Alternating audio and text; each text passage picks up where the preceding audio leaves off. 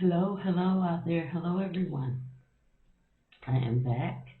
This has been a week. This is week 2 of my Mounjaro journey, but it has been a week. It's been a week of mm, overcoming fears about things that have to do with my journey, and also um, tests, or what I would like to call really little quizzes on how this is really working for me. So,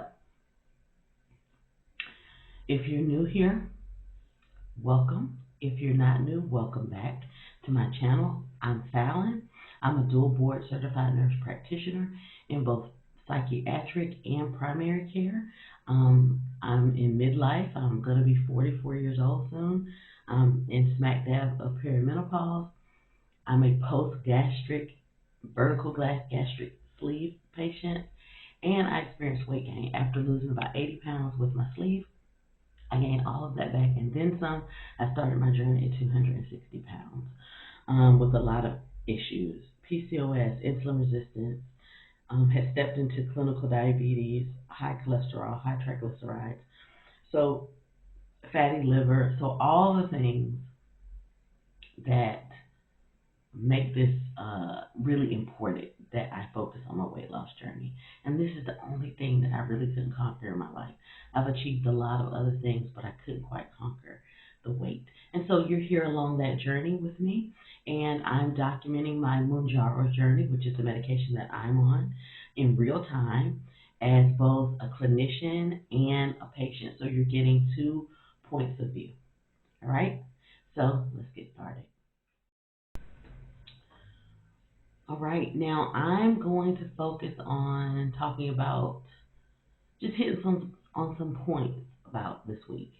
So week 2 was the first week. I think I lost 4.2 about 4 pounds. I think this week I'm down 7 pounds. So that's huge. So in 2 weeks I'm down 7 pounds. That's crazy. It's kind of crazy when you really think about it, but I'm happy about that. I'm happy about that progress. Um, it's more of a routine now. Eating is more of a routine. Making sure I get in my fiber and my protein is more of a routine. It's not like last week was really trying to figure out what I wanted to eat, what I could eat. And the strange thing is still the cravings are gone. The excuse me, the the food noise is still gone. It's still quiet. It's still gone. But the cravings aren't there either. So it's weird because I have to get up and say, well, what I, I used to say, let me put it like this. And if you have been overweight your whole life, especially, you get a start if you're from the South. Like you'll say, hey, what do I feel like eating this morning? Like, do I feel like having eggs and bacon? Do I feel like having pancakes? Do I feel like what do I feel like eating? And I literally can't ask myself that question anymore because it's not about what I feel like because I never feel like eating. Like I never feel like I have to eat. I have hunger cues for the first time in like 20 years probably. No, 30 years probably. Like where I start to have a headache or maybe I just feel my stomach literally growling, literally rumbling for something to eat, but I don't feel the need to go eat just because I feel like I need to have something, like a fixation of like chewing something, or I would have a taste for something, which that taste for something I realize is just basically cravings, right? We use those other words, but it really means that we're craving something. And for me, I'm not craving that anymore. So it's weird to try to figure out what I want to eat. So what I've done is just created like a basics of what I have every day. So like as always, my Yeti, I have it's actually iced coffee though in here today. But I have like coffee, protein shake, and some ice. And I know that I can get that down. I do Premier Protein. I'm testing out some other proteins, but that's the one that I'm familiar with from having BSG, and so I like it. It's simple. I just use really the vanilla mostly, and just put that in my coffee and call it a day. But um, and listen, don't come for me in the comments. I know it's not the best. There are other healthy alternatives. I've tried some of them. They're a little. I've tried some of the vegetable proteins. They're a little too thick for me because I'm really not a protein shake or smoothie type person. I have tried all different types of smoothies and shakes, and it's just a texture thing for me that just doesn't go well with me. Period. It never has. And so this is something that goes down pretty well. And I intend to try others just to see what's out there, but this goes well for me so far. And I know that I can at least get my 30 grams of protein in. That's going to give me 30 at least, right? And then my goal is 125 grams of protein a day. So I've been eating like my umami eggs, which I promise, I will do a video on the recipe for that because I talk about them all the time and they're so delicious. I just wanted to show you. I hope this is not too shaky. This is like a snack, but really kind of dinner for me. We got some pizza for the kids for Friday night pizza, which is something we usually do for them, but I took one bite and did not want it. And as you can see, these are the umami eggs I talked about. I'm going to do a recipe, I promise, at some point, a video on that. But you see they're like soy sauce, um, marinated, and some Japanese peanuts. And that is like, if I'm going to eat, I might as well eat something high in protein because I don't crave anything, which I think is still mind blowing. But I'm not craving anything. So I might as well just load up on what's good for me. Novel that. That's weird. So I will share that with you. And um, so, like I said, it's been more of a routine and just like what can I eat that I know I'm going to get a certain amount of protein, that I can at least get 90 to 100 grams of protein in. And that's really kind of how my eating goes. I haven't still had any real side effects. There was um, excuse me, one day where I had, where I had some constipation. I'm not really going to call it constipation. She can't really classify it as constipation, but it was a little bit harder to go than usual. I go like once a day at least, and I think the coffee helps with that, but also um, I was able to, I had to realize that I was overdoing the fiber. So understand that if you overdo your fiber supplement, you can create kind of a rebound effect on your gut. So you can slow it down by having too much fiber. And so I realized that I was taking two of my fiber supplements instead of one.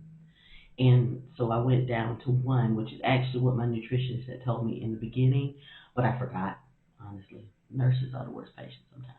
I really forgot, and I went back and looked and saw that she said one multivitamin tablet and one of the fiber supplements.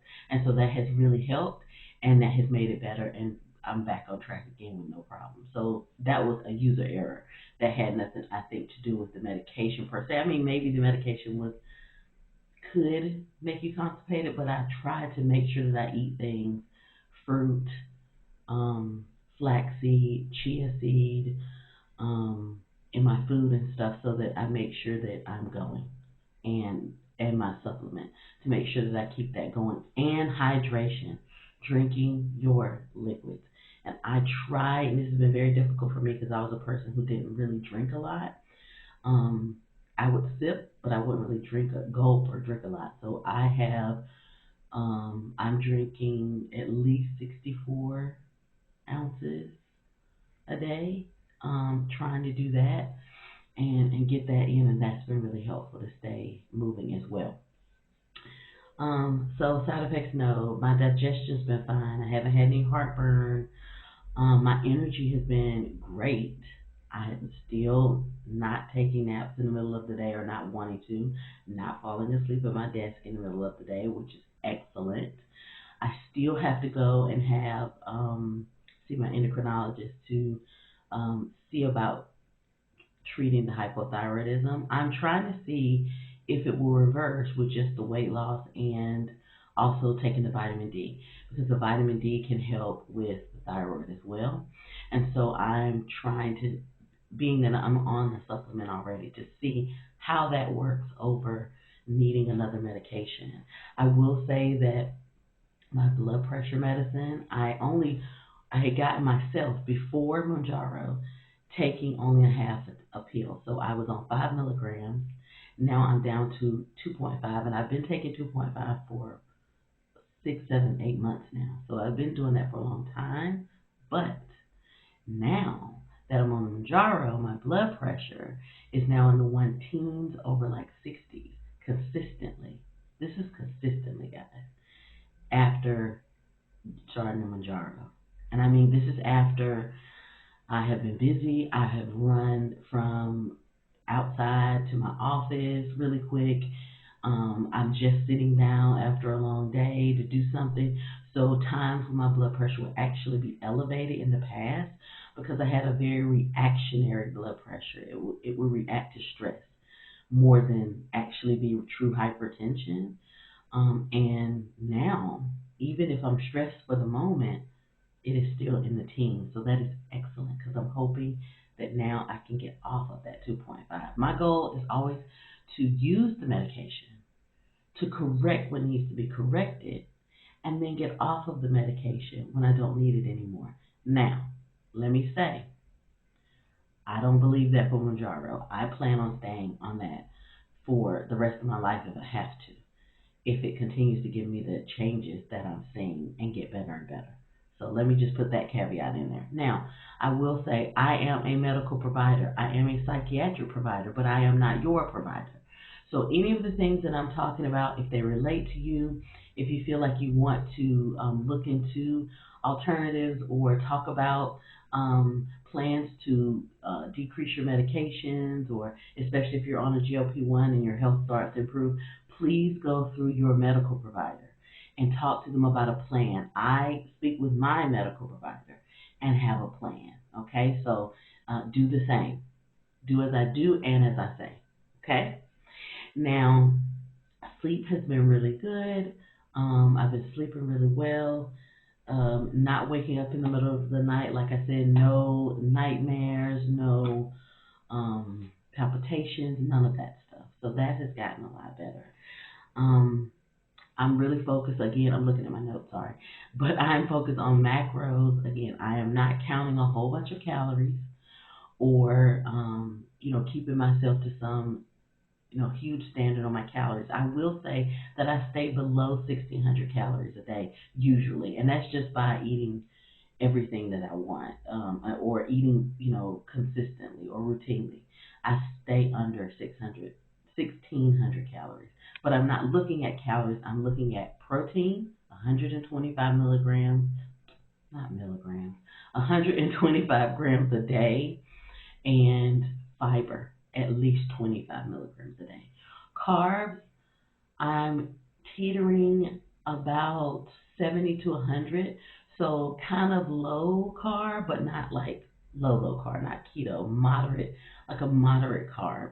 I was trying to do like a really, really low carb um, version, but I think for me, being a post VSG patient, that was really hard to do and have energy, and really hard to do and um, not get lightheaded, or when I'm exercising. I mean, we went for a walk one day, and that's when I was doing more of the low carb, like under 25, under 50 carbs. I think I was trying to do, and I like had to sit down, like I almost passed out, and I think that was hydration and the fact that I didn't have enough energy to do it. And so I think that for me, 70 between 100 works well, because I need that extra energy. Because remember, I'm eating like two, three, I'm eating about 4 to 5 small meals a day.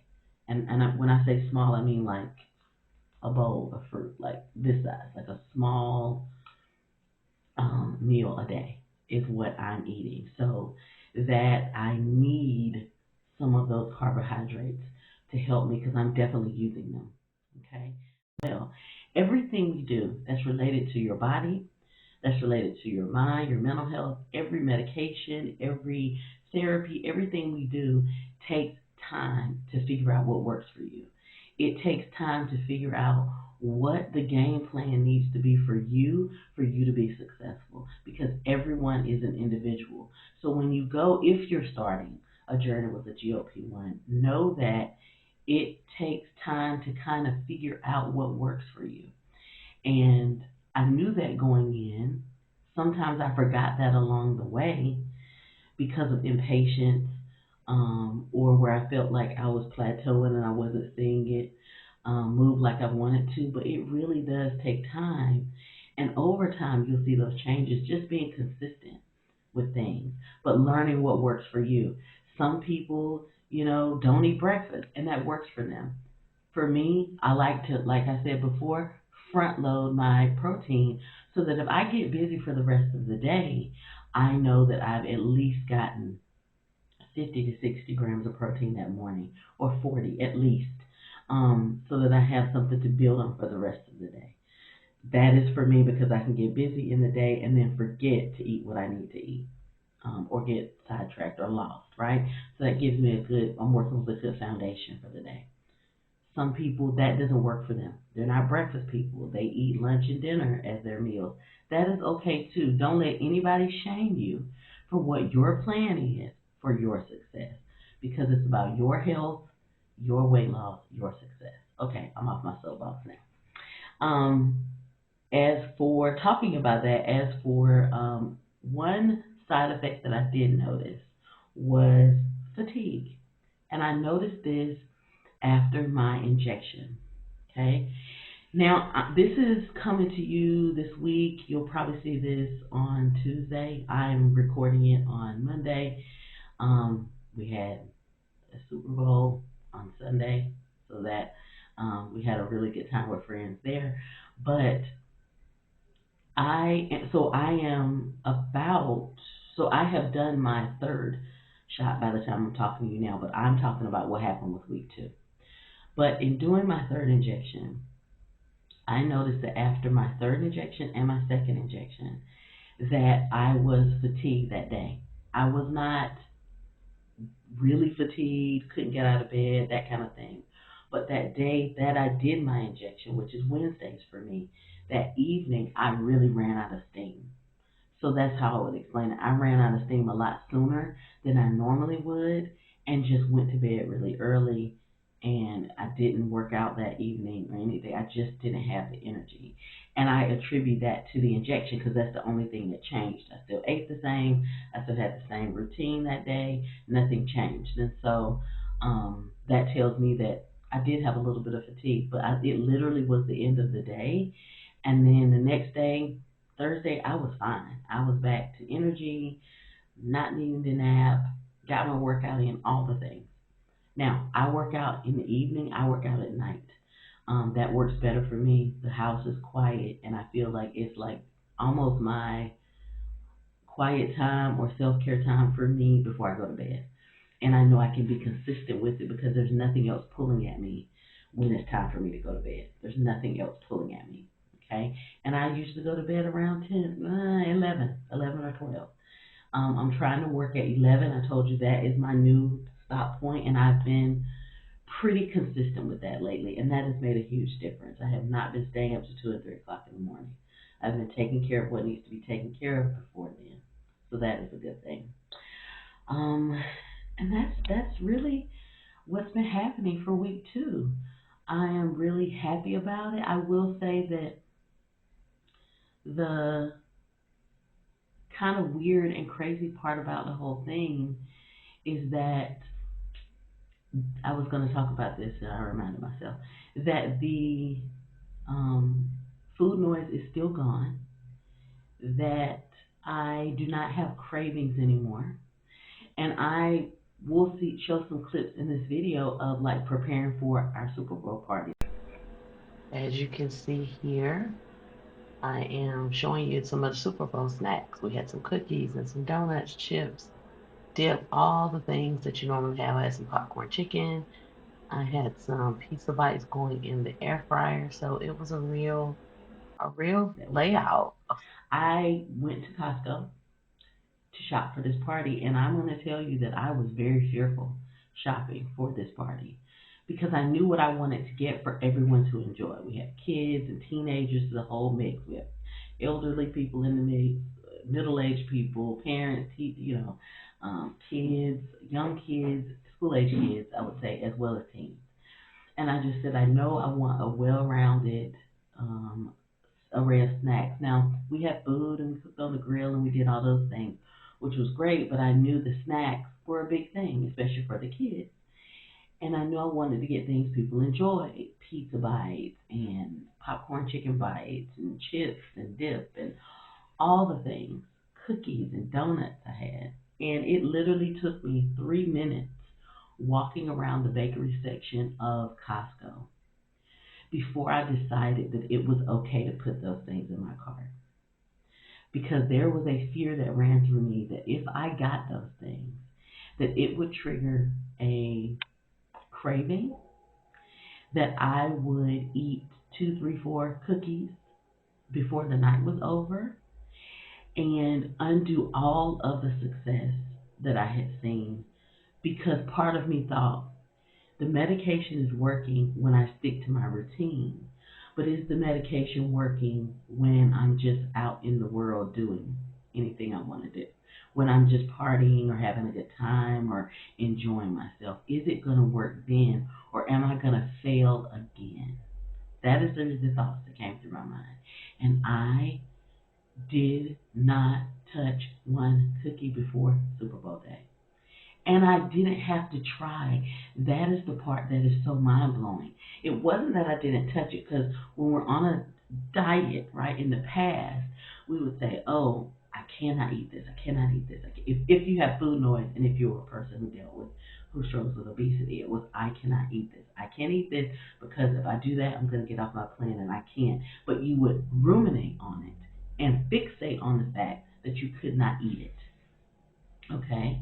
And then that can turn into anxiety to where you feel like, I have to eat it because this is the last time I'm going to have it because I'm going to throw the rest of it away.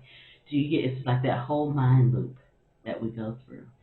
I never had to tell myself I didn't have to eat it, and I never had to eat it. And I literally ate one chocolate chip cookie for the whole Super Bowl day, and I did not have any more, and I did not want any more. And I sent all the leftovers home with other people, and it didn't hurt me to do so. And that was so freeing, that food did not have a hold or grip on me anymore. And until it doesn't have that grip, you don't know how tight that grip actually is. And so I was so happy about this medication. I knew right then it was working for me, that I did not have to fight cravings the entire time. I had a couple of chips with dip, a cookie, and I had some skirt steak. And I was absolutely, and some salad. And I was absolutely fine with that. And I had a great time. It did not take away from my enjoyment. And it was so freeing that I could enjoy things, because now I know that I can enjoy things in the future and not worry that I'm going to derail my progress, or that I'm not going to be healthy anymore or something like that. I don't have to worry about that, and that is just free.